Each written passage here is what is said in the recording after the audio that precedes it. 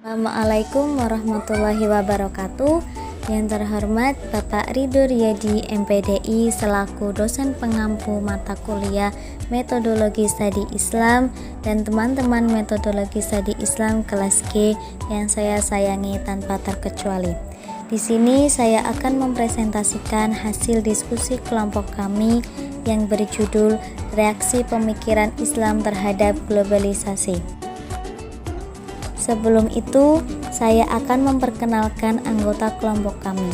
Saya Masidatur Rohmah, NIM 2120027 selaku moderator, dan rekan saya Nirmala Hidayati, NIM 2120110. Pengertian Islam dan globalisasi.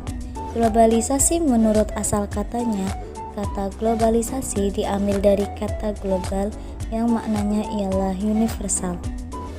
Ahmad Suparman menyatakan globalisasi adalah suatu proses menjadikan sesuatu, baik benda atau perilaku, sebagai ciri dari setiap individu di dunia ini tanpa dibatasi oleh wilayah. Sedangkan kata Islam berasal dari masdar kata aslama yuslimu islaman yang mempunyai arti taat, tunduk, patuh, pasrah, berserah diri kepada Allah Ta'ala.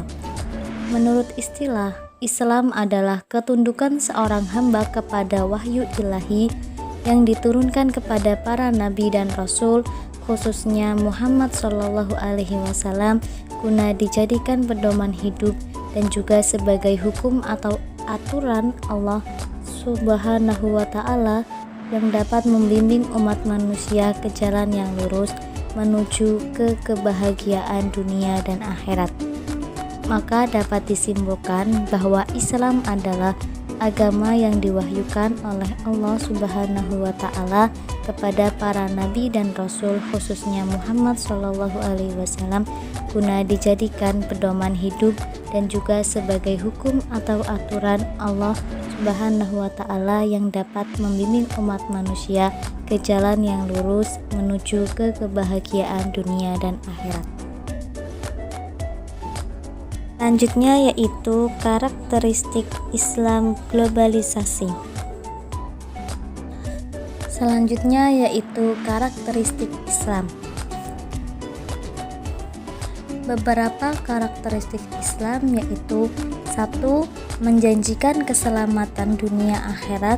Man aslama salima, barang siapa yang menyerahkan diri kepada Allah maka ia akan selamat. Atau barang siapa yang beragama Islam maka ia akan selamat. 2. Islam sebagai agama yang sempurna. 3. Islam menjelaskan sesuatu yang semuanya untuk keselamatan manusia. 4. Tebaran penyelamat Islam mencakup seluruh alam semesta atau lebih dari sekedar globalisme. 5. Penyelamatan yang dijadikan Islam sedemikian sempurna, komprehensif, global, dan mendetail. 6. Penyerahan diri seorang muslim tertuju kepada Allah Subhanahu wa Ta'ala secara mutlak. 7. Islam juga merupakan agama eksklusif ketika harus berhadapan dengan segala bentuk sekularisme dan kebatilan dari sistem ketauhidan yang murni. 8. Islam menyeru kepada siapapun yang memilihnya sebagai agama untuk ke dalamnya secara total. 9. Tidak ada sesuatu pun yang dibiarkan tidak diperhatikan kepada Islam. Selanjutnya yaitu karakteristik globalisasi. Beberapa karakteristik globalisasi yaitu: 1. Internasionalisasi, yaitu dari kedaerahan menuju ke arah yang lebih luas. 2. Liberalisasi, yaitu paham menuju arah serba bebas dan melepaskan norma-norma yang telah mapan, antara lain norma-norma agama Islam. 3. Suprateritorialisme, yaitu ruang-ruang sosialitas tidak lagi dapat dipetakan dengan jarak dan batas-batasan wilayah. Dengan demikian, dunia adalah satu wilayah.